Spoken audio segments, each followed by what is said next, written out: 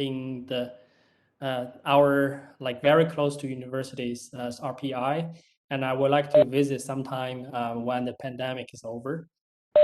For sure. So today I will talk about the nonlinear model reduction for slow-fast stochastic systems near unknown invariant manifolds.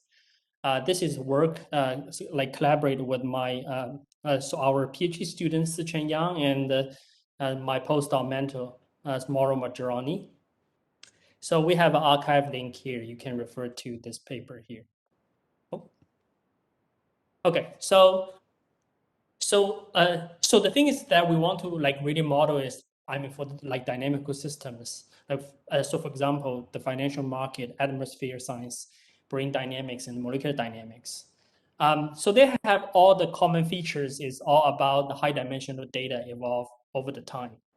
So the goal for, I mean, for our project is we want to efficiently and accurately to build these reduced models and replicate these underlying dynamical quantities of interest. The techniques we are going to use is coming from the data science. So you can see from the atmosphere dynamics and molecular dynamics, it has a huge scale of separations in time and in space. It could be from like milliseconds to years. And also so in terms of space, it could be like nanometers, millimeters into much bigger scales, meters or like even kilometers. So the system that we are interested in is the stochastic dynamical systems with multiple time scales. So this is a simple examples in 3 dimensionals. You can see this is a very like this one trajectories of such kind of system. It like quickly fluctuate around so-called invariant manifold. And you can see this trajectory is like fluctuated with a very large amplitude around the manifold. So these systems are usually described by something like slow-fast system of SDEs, being described as follows. This X is the fast mode, and this Y is the slow mode. The fast mode is usually being considered in the high dimensional. So the dimension for fast mode is big D minus small d. The slow mode is in the small d dimension. So as I mentioned, in practice, the big D is much bigger than the small d. So you can see my epsilon is much smaller than 1. So my right-hand side, you can see for the fast mode is so very large. So this type of problem has a lot of like difficulties.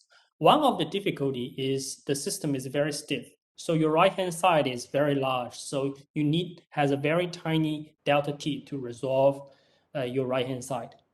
And also the system will be in very high dimensions because the whole system will live in big D dimensions.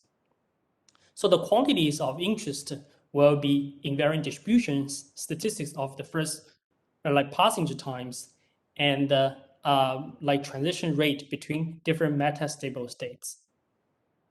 So with some mild assumptions, there's a theory called geometric singular perturbation theories for SDEs that was given like nearly 15 years ago. So it basically says for such kind of system, there exists an invariant manifold M epsilon, which is being parameterized as this. So basically the fast variable is being slaved by this slow variable of y. This manifold is being parameterized by the slow variables. So, and moreover, we can find something called effective stochastic equations on the invariant manifold at a scale of separations tau. So the slow like dynamics can be really parameterized or like written in this way solely on the slow variables. And also this fast variable, as I mentioned, is being slaved by this YT of slow variables.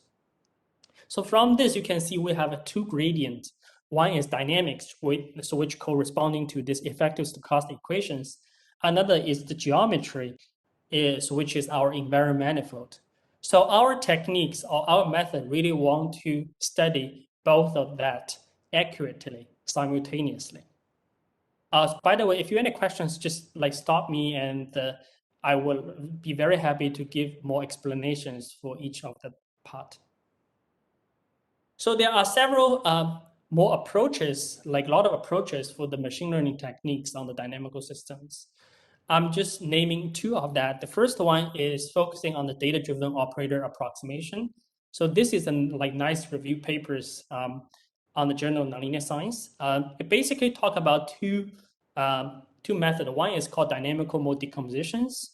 It's called DMD. It's working on the like Kuhlmann operators. And another one is called the time structured independent component analysis, which is called TICA. So this works, it's adjoint operator, parent-Frobenius operator of the dynamical systems. Another method that people use a lot is from the like manifold learning part.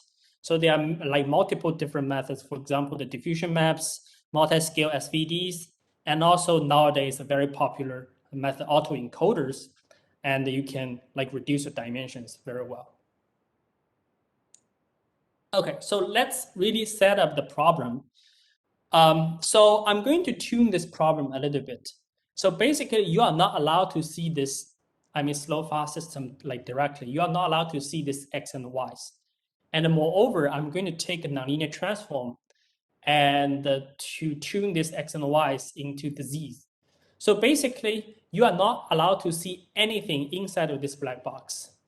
What you can all these like slow and fast variable are latent variables. And moreover, so this initial condition that you feed in is into the black box will be transformed by this nonlinear observation, so transformations. After this simulation, you get xt and yt as trajectories. Then you take the inverse of these transformations. Then it will get me to to the trajectories of the let me get rid of the email because it's keep popping up. Okay. So basically, you are not really allowed to see this what's going on in the black box. Like you don't know which component is fast, which component is slow. And what you only can do is you can feed in your initial condition, and it will give you a one sample trajectories. Okay. So of course, this observed dynamics also exists in invariant manifold M epsilon, and it has its effective stochastic dynamics at time scale separation tau. So you can see this is one typical trajectories of such kind of system. It will quickly fluctuate around this invariant manifold. And you can see there's a point of landmark that is like sitting there. So basically, these are the informations that we want to estimate. One is the landmark on the invariant manifold. And also, for each landmark, I want to estimate the effective drift and effective diffusions, directly. And also, I want to know so the tangent space and also the fast directions of this fast oscillations. And you can see from this picture, this fast directions of this fast variable is not necessarily to be orthogonal to the tangent space of the invariant manifold. Okay. So in fact, in practice, so there's no guarantee, so there's orthogonality here. And so you can see this trajectories fluctuate around this invariant manifold with pretty big amplitude. So this is important because many traditional method like say PCA will not work under such kind of scenario with such large amplitude of oscillations. So here we trying to introduce something called Atlas as an algorithm. So the input will be all these initial conditions that you can sample from a very long trajectories, and you are being given an original simulator, and this simulator basically will that black box simulator, and the output will be our Atlas simulator. And there are 3 steps that we're going to do. Is for each initial condition, we will estimate these local parameters separately, and to get this effective dynamics and local sketch of invariant manifold for each initial conditions. The second one is we are going to construct the atlas for the invariant manifold by gluing these local sketch together. At last, we are going to construct the atlas simulator for the effective stochastic dynamics. So your simulator and you can make sure and your running dynamics will be strictly enforced on the invariant manifold. So with that, you can solve the two problems of stiffness and high dimensional. First thing, on the effective stochastic dynamics, as I mentioned here, so the right-hand side has no epsilon. So so this time, so it's not stiff anymore. You can take much longer delta t here. And also, this effective stochastic dynamics is intrinsically low dimensional. So we solve this high dimensional problems here. Okay, so this Atlas simulator intrinsically just simulate your trajectories strictly on the invariant manifold. Felix, so the main idea of, yeah. May I ask a question? So, do you have any example like how high of the dimension would be, and what's the roughly the intrinsic dimension you are targeting on? Yes, I will. So I will talk about in the in the examples. In fact, so there are several techniques that we can impose to make it as big D dimension as large as thousands. That's not a problem, even 10,000, and we can do something like randomized versions. But in practice, when we actually do the test, I think the largest dimension that we test is about 20. So for the small like intrinsic dimensions, we usually test about 2 and 3. But I think if we tune the algorithm a little bit smartly, we can push into the intrinsic dimensions less than 10. Because, or if my understanding is right, the Atlas you have to rely on like local PCA type of thing to estimate the. Yeah, so there's something like so local PCA is going on here. So okay, so but I will so mention this a little bit in detail how we actually calculate these things. So thanks. Okay, so the main idea to of ask a question? Yeah, sure. Also, the original simulator does it mean a more accurate simulator? Yes, So, it's you have a like a high resolution, highly reliable also simulator. You are doing that, right? Yeah, that's correct. So that's the simulator that is very, very accurate, highly highly reliable. Thank you. So the main idea of this algorithm is this fast variable will be relaxed at the time scale of tau, but in the meantime, the drift and diffusion of the slow variable can be approximately constant. So basic idea is your fast variable will reach the quasi-equilibrium distributions at the scale of tau, and then you can effectively write down your effective dynamics on the invariant manifold. So the method we do is we simulate n-short parallelizable sample paths from the same initial conditions up to the time scale separation tau. And we will estimate the separation tau later on during our algorithm. So there are several key gradients here. First, I want to emphasize the sample path or sample trajectories that we need is short because it only ups to the tau. The second thing is these trajectories are trivially parallelizable. So it's very important so nowadays you can put into multiple cores to run this and it's very cheap ways. And also these things are coming from the same initial condition. All these trajectories came from the same initial conditions. So we are using two statistical quantity here. One is empirical mean and one is empirical covariance matrix of these short paths. So the point here is at the scale separation, these quantities are approximately linear models. Okay, so you can see right here, so the intercept of my empirical mean will be so the landmark point on my invariant manifold, and the slope will be my effective drift.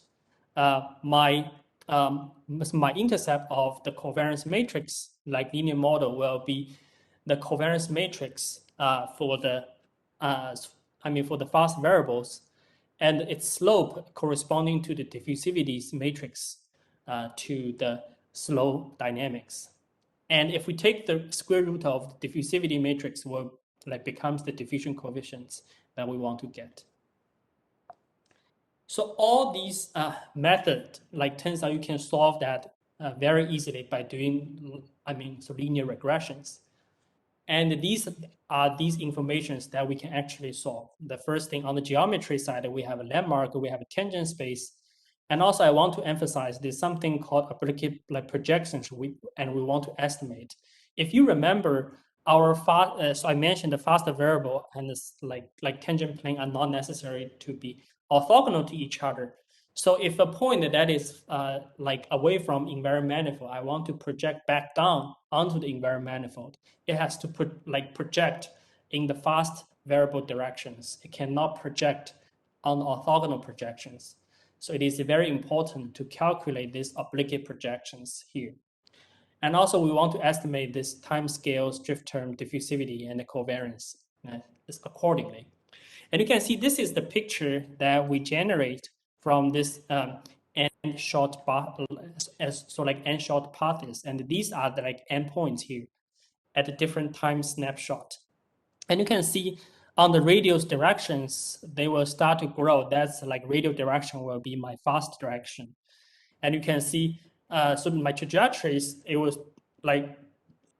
these points will start to grow along these radial directions. And once the radial directions reach the equilibrium, then the slow directions will start to have some effect at a order of 0.01. And you can see this, the region around the slow variable start to getting fatter and fatter.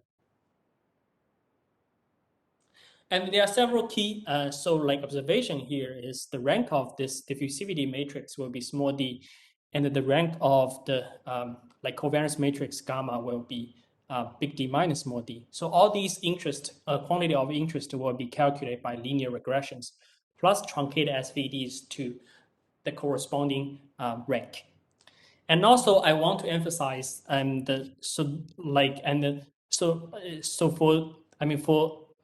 the time window to do linear regression will be the domains of the norm of the mean and the tracer covariance can change linearly. And you can see this is a nice plot coming from one of the examples I will briefly mention later on. And you can see these two quantity behaves nonlinearly initially, and after they reach the timescale separations, and you can see these two quantity will change linearly.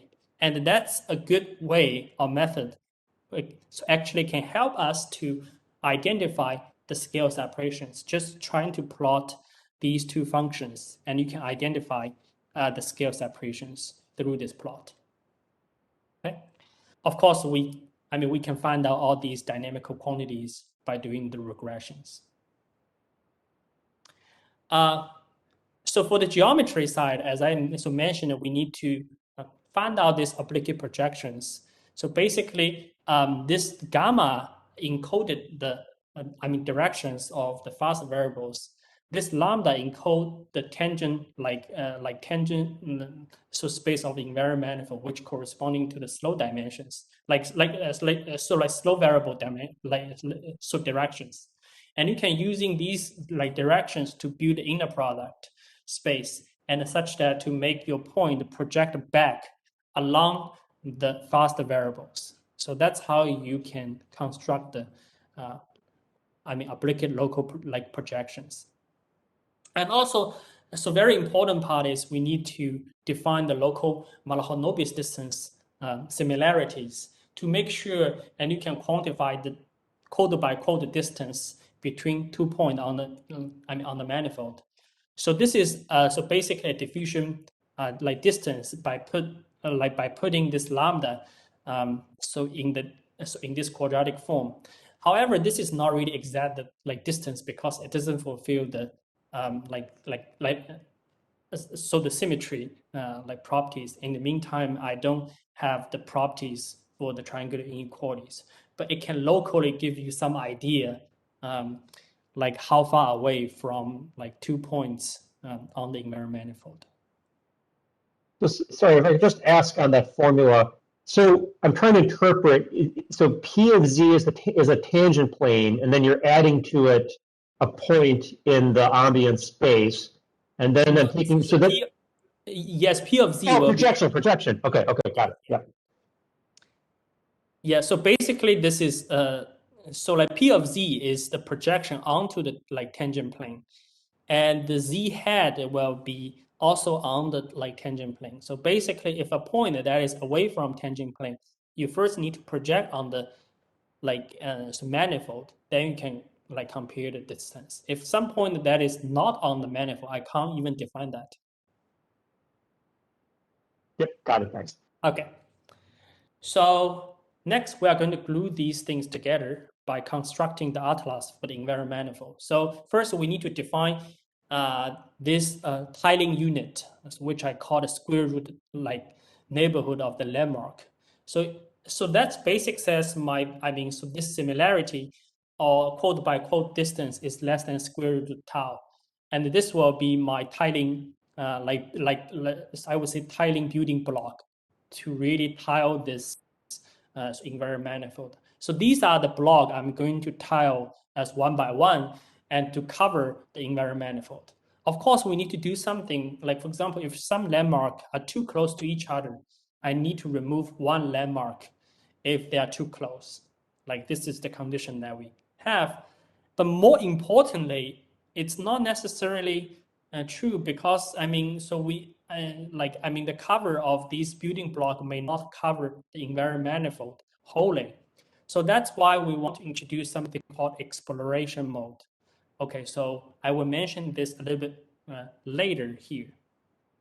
So what's the problem if you have too many landmarks and they're too close? Why do you want to remove thin It them would out? be too expensive to navigate. It would be too clustered. For example, you just like wandering around some fixed point and you're using too many things to cover that. And it's because later I'm going to using these like landmark to interpolate. If you have too many of that, it will be too expensive to interpolation to do the interpolations. You want this. So you want your landmark to be well distributed on the invariant manifold. So the reason is exactly coming from like for this third part to construct the simulator, because I need to find out the neighbor landmarks for this current point, and I'm going to ask them the distance, quote by quote distance from the landmark to the current point. Then I'm going to define the weight to do the interpolations. The way that we do is just exponential functions. So basically, if the point that is close, I'm going to put bigger weight. If the point that is further away, I'm going to put the less weight. Okay. So here I'm going to, so this is the the scheme that we're going to use. It's basically the Euler scheme.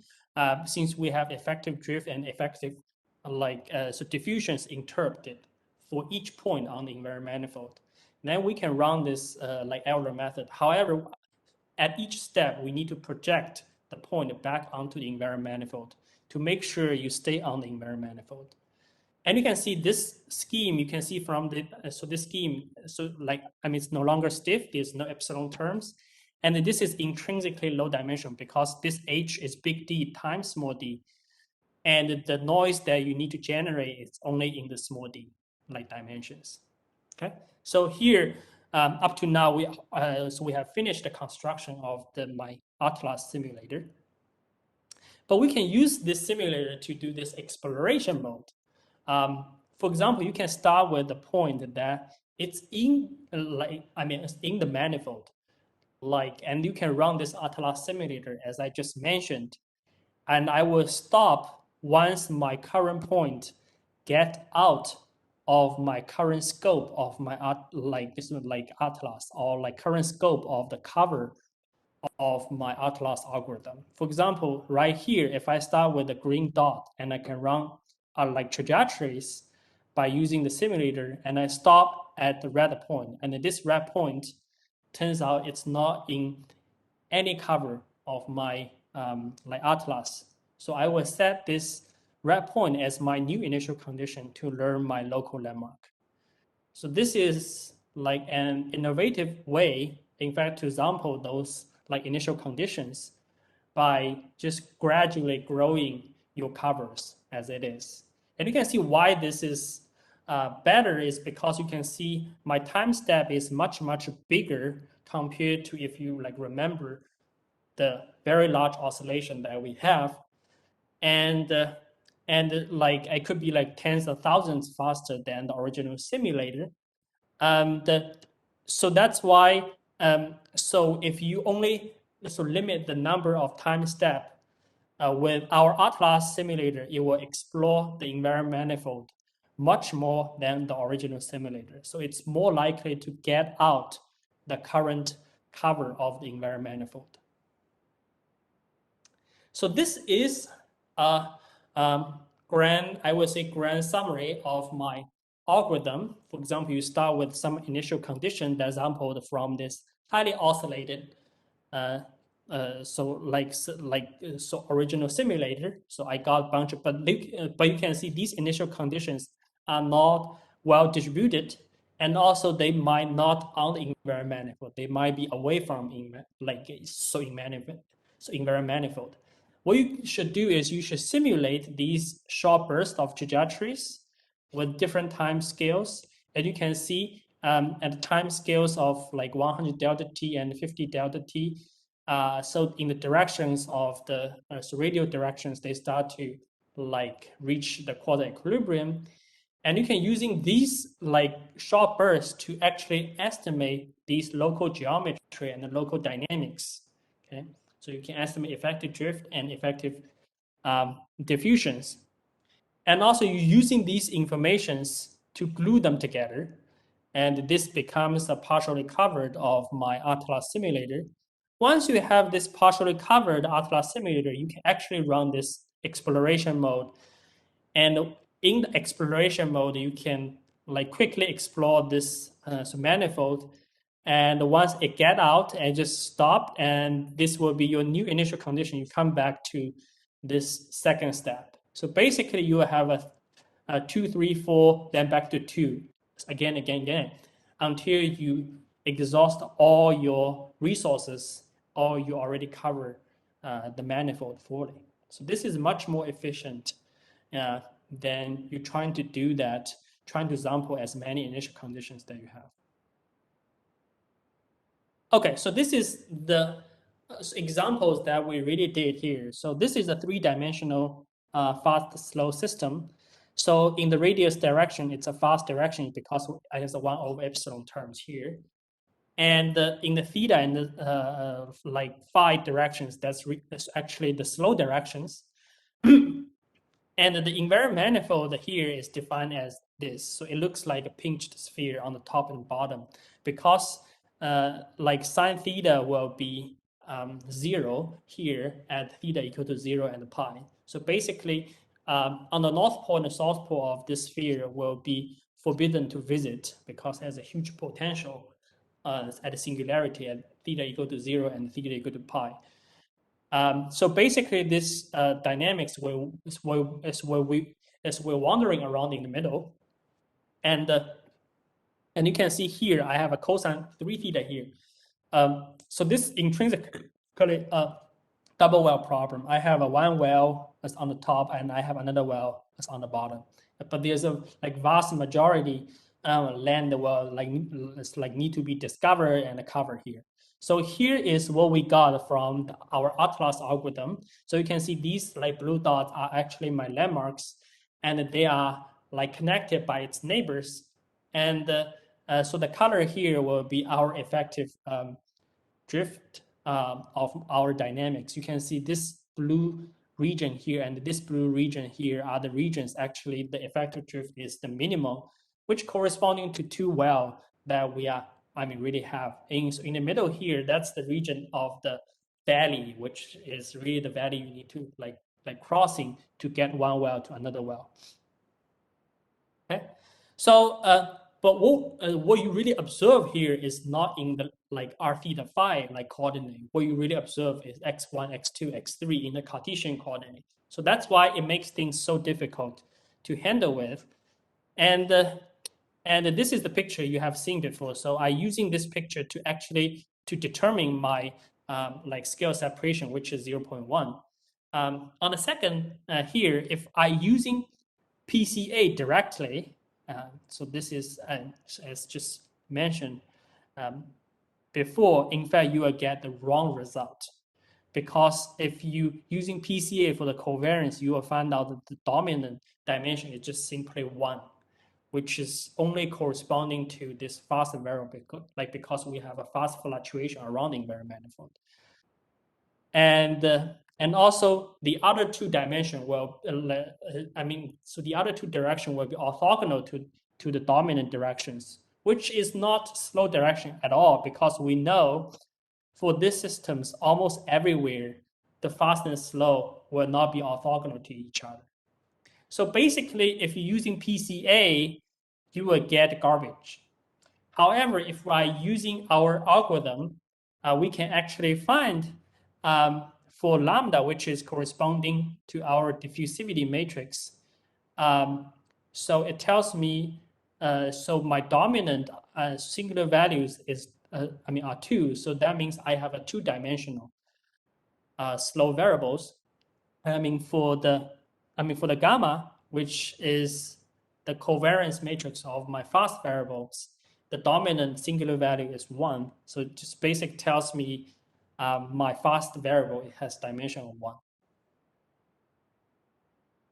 1. We can also plot this like square root tau as neighborhood in the theta and the phi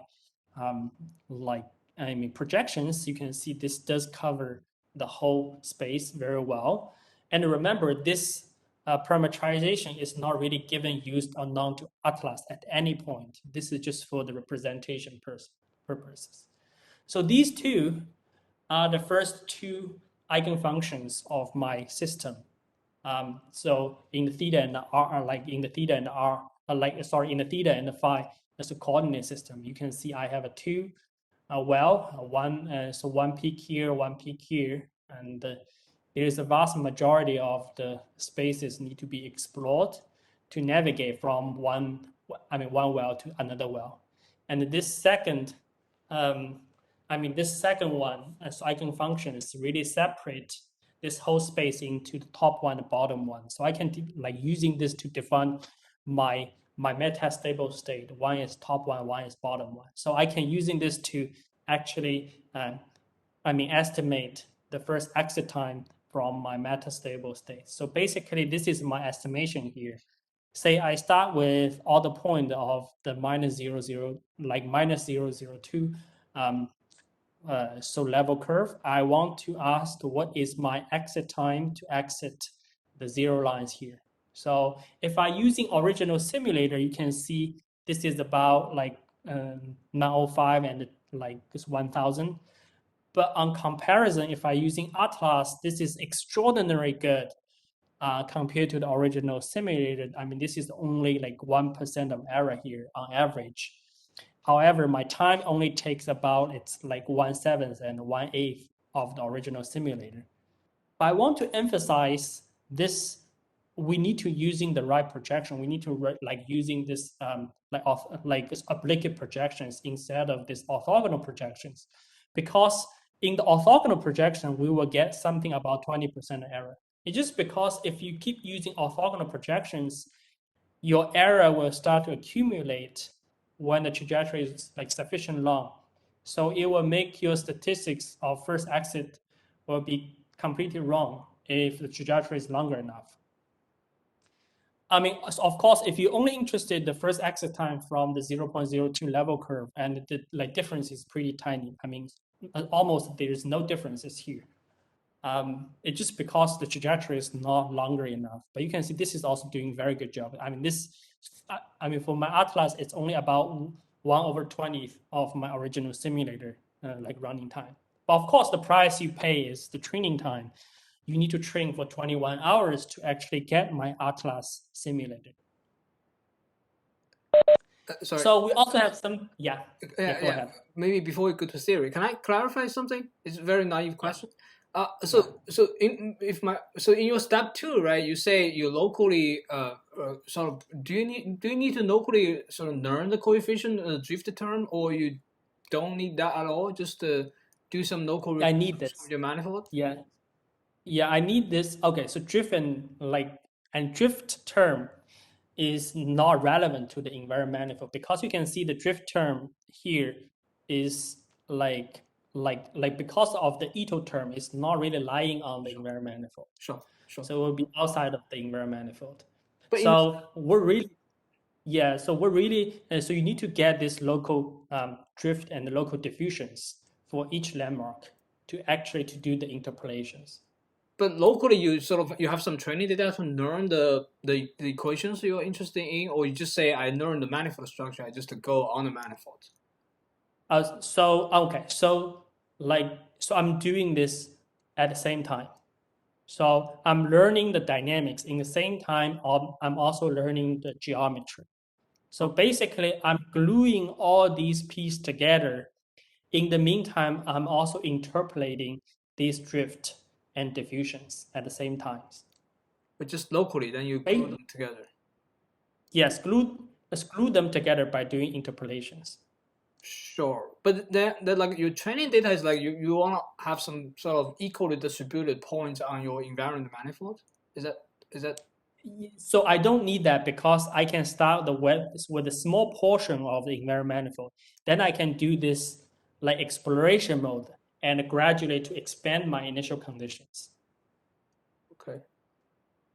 So basically, I don't need a well-distributed initial conditions as many machine learning or manifold learning algorithm that do. I don't need that. I can start with only one single initial conditions, and I can grow it gradually and fully cover the manifold. But that's sort of exactly the reason I'm asking.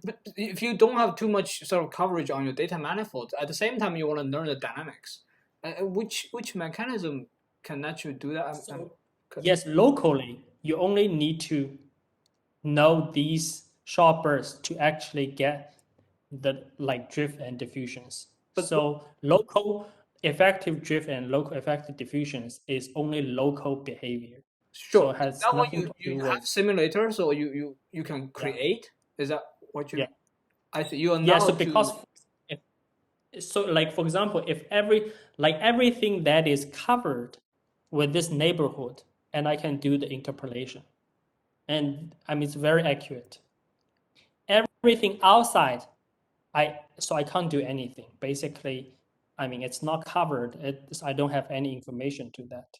But before you reconstruct the local geometry, you cannot do interpolation. When you Yes. So basically, yes, you are right. You need to start from one initial condition or several initial conditions to get some kind of cover. Then you can do interpolations. Yeah, but to have that good sort of coverage, a good estimation of the geometry, you need to have some requirement of the training data, right? Is that? No, so it's not in these cases. I don't need a lot of cover. Maybe one or two, I can already predict the interpolation as far as the point is inside. So inside this cover. If the point is outside of this cover, then there's no way I can do anything. Sure, even inside, right? If you only have, like, say, you have like Your point, right? like half sphere, so you only have one or Yeah. 2 points sitting on a half sphere. I mean, how do you reconstruct that geometry of the sphere? Or you can sort of produce the I data only construct the point that I have a cover. I cannot construct any the point that I don't have the cover. Okay. So basically, what you are seeing is something like this. Yes. I'm saying I can do some interpolation well if I'm in this cover. If you are talking about if like some point here, then I'm out of luck. So basically, I have no way to get things well. So that's why I'm saying you can start with only one like landmark or it's like one chart. I got Around this one. Yes, so around one chart you can do it well. But once you get out, you need to append one more and like gradually tidying. And so you can think about you are like trying to tidying your like bathroom at the dark.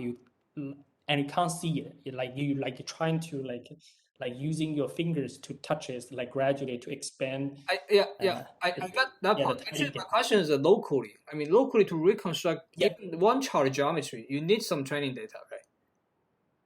No, that's like once you are inside of this like things, you need to all you need to do is just ask your neighbors. But you don't I even only have have the data. information. I only have information of these black dots. Yes. But if you are asking me the different or diffusions for this point, So I'm just I'm saying going within to within that one circle you plot in this picture, just one chart. You want to estimate the geometry of your manifold on that chart. But that requires some amount of training data, right? Or you don't? you don't But need. isn't he getting the training data from the simulation burst? Yes, it's already. I already have That's this. my question. So you're online, so locally you keep simulating, producing new data. Is that what you mean? Yeah. Okay. So in the online process, I'm just getting the initial conditions. But then locally you keep simulating new data. Yes. Okay. Yes. Now Local, I keep simulating and to expanding my cover. okay, I got it. Now I got it. So you Okay. still need a reasonable amount of data. Just to leverage on local, you Yes. can produce data very efficiently. Yes. Okay, fine. Thanks. But the good thing is so once we have a well distributed so initial conditions, we don't need that many of them. Okay, thanks. So we have some theory that how many number of trajectories that we need will be sufficient with high probabilities for all these quantities.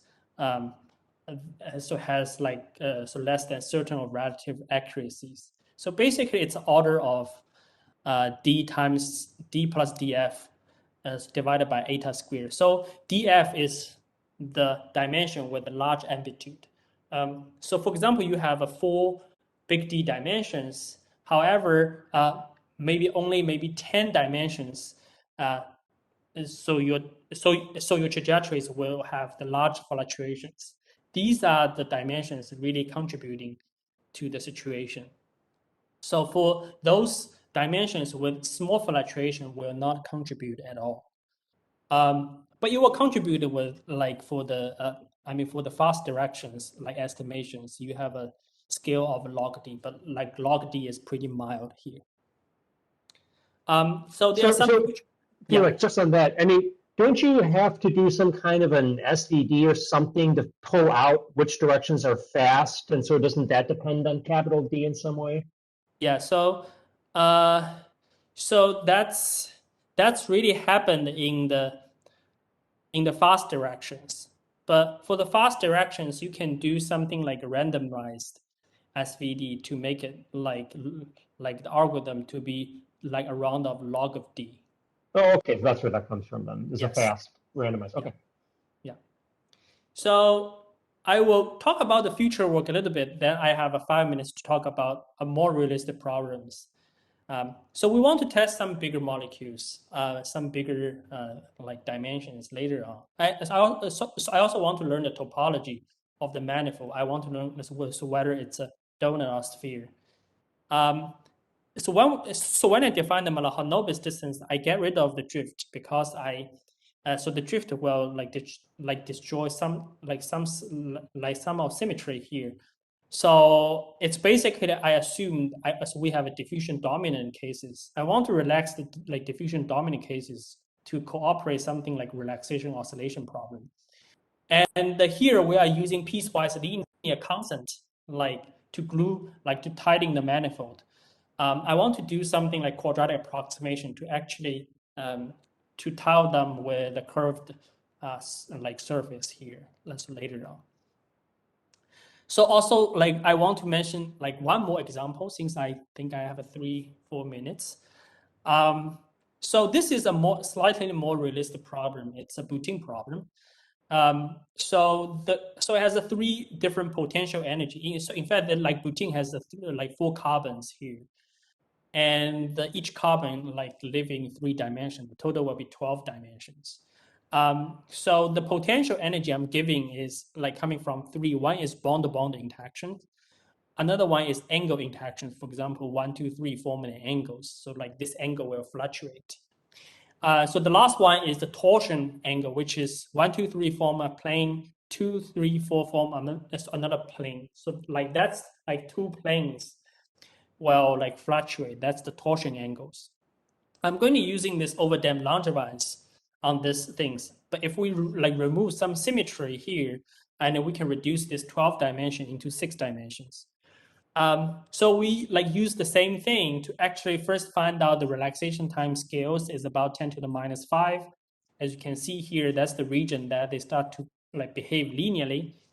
However, if we trying to find out the dimension or the singular value of lambda, you can see this is like, and so like one dimensional will be dominant here.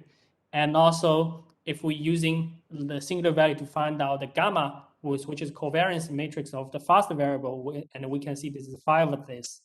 So we can say this, for the Butane problem, we have a one-dimensional being slow, 5-dimensional being fast. As we all know from chemistry, what really dominate, the dynamics is, so will be my torsion angle here.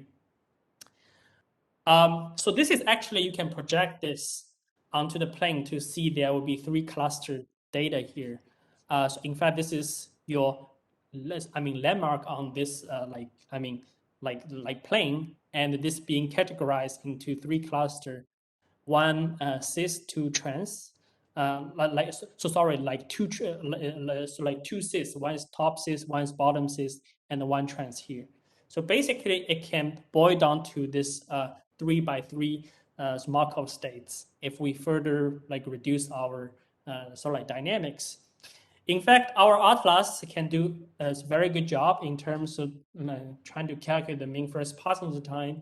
And you can see this is extremely accurate, it's up to 2% error, 3% error. And also this transition rate that we can also calculate between these states are within 10% error. So this is already very good. And so running time is only about 60 or 70% of my original simulator.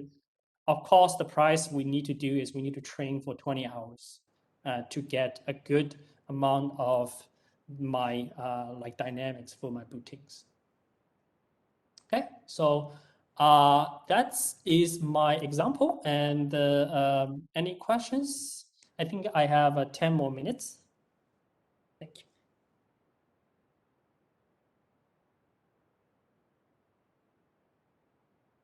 I do have a question. Uh-huh. So if I understand correctly, does the Atlas approach, you need to know the dimension of the invariant manifold and you need to tell it what tau is? Is that true?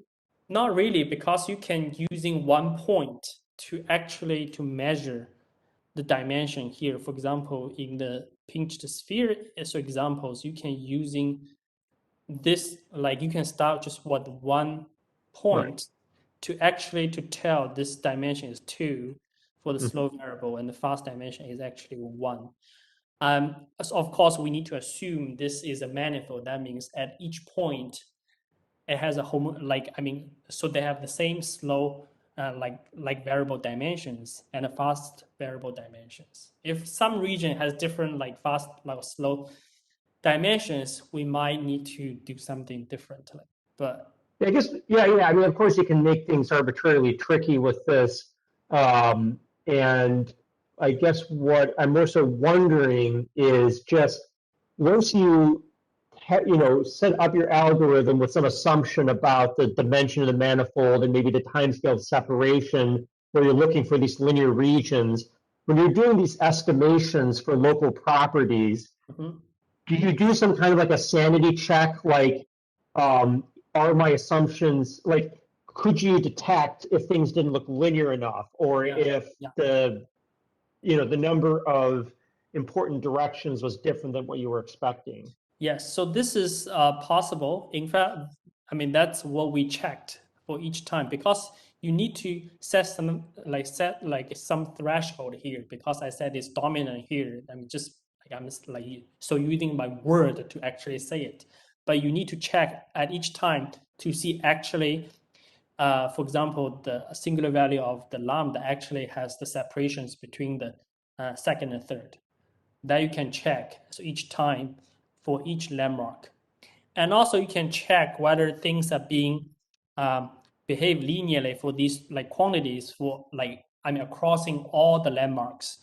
That's more tricky to do so, I would say, but you can do it, and you can doing some like block chunk of different like with windows to do linear regressions to see whether the slope is being the same.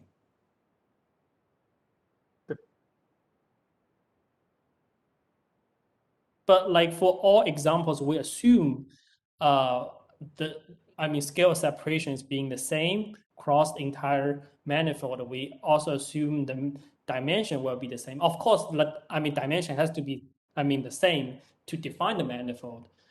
But in practice, for example, if we are talking about more bigger molecules, it might be some dimensions over there, it could be 4-dimensional, some dimension here, like for example, is on the bridge will be 1-dimensional. That's totally possible. So in practice, things are more complicated. And you could have strange, I mean, again, I'm not trying to say, obviously you can't do everything with every algorithm, but yeah, I mean, if it was a strange attractor or something like that too, then you'd have other challenges, right? Yeah. Mm-hmm.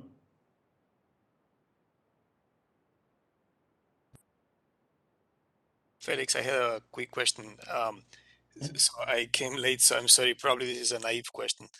How do you detect the neighborhood or the profile of the manifold from your fast dynamics? Are you looking at simply at the sort of the fluctuations or the covariance?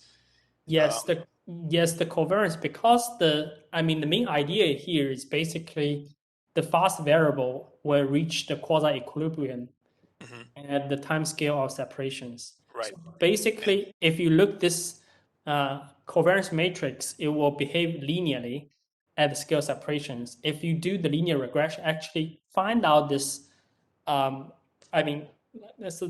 out this intercept.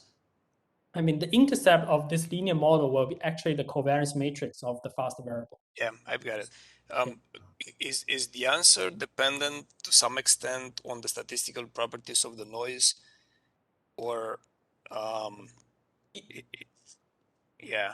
It will be okay. So this question is really answered in my theory here. So basically, what we can say is with certain high probabilities, if n is bigger enough as this order, we can say this is robust enough because you will get sufficient good approximations.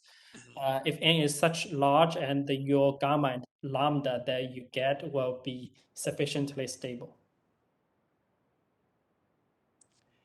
Right, and you're also assuming that all dimensions are actually probed with equal probability. Yes, yeah.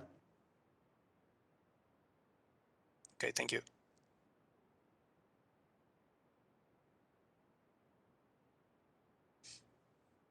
So if I understand correctly, I mean, the basic point of your Atlas approach is instead of just trying to do a generic learning where it's like, I don't know anything about the equations, I'm correct. That I guess the problem is you're getting this fuzzy manifold because you're going to have these fast variables that are just going to create a lot of noise that you kind of don't want to, you don't want to get confused by them. So you're using some general sense about the structure of the equations to guide how you're interpreting the data without knowing exactly what the equations are, right? Yeah, so basically it's a black box way of learning. So you don't need to know much of the information of this system. It just all these parameters.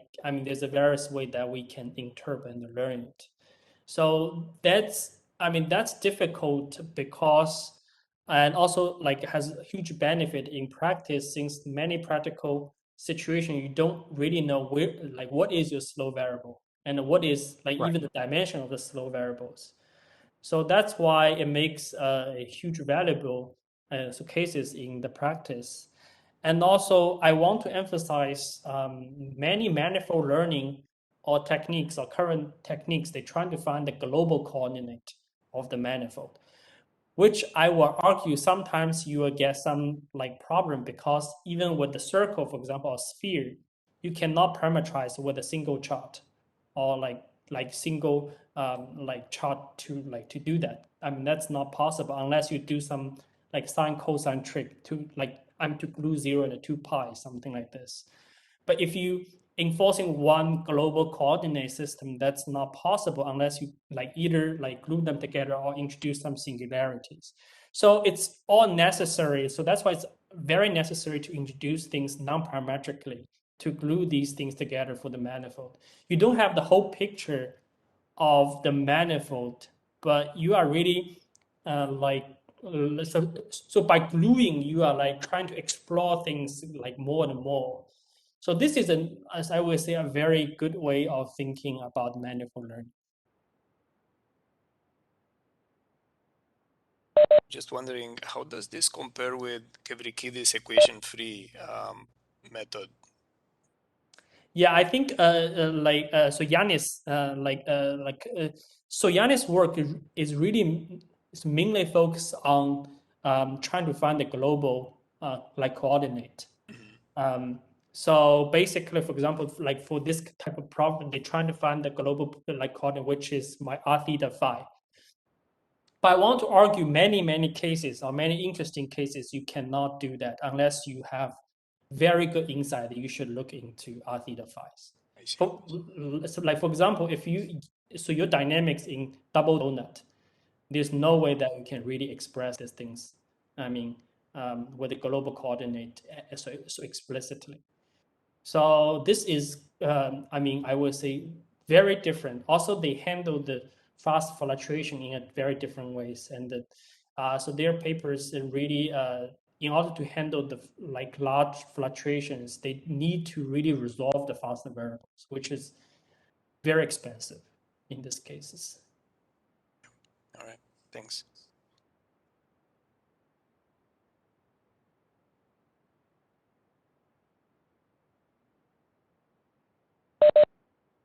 So Felix, do you finish your talk, or still have more slides to discuss? Yeah, that's it. Yeah, Oh, that's it. Okay, Yeah. I see. Trying to keep it I see. like small as possible. Thanks. No more questions. Yeah. So any more questions? I'm gonna stop recording and feel free to ask questions.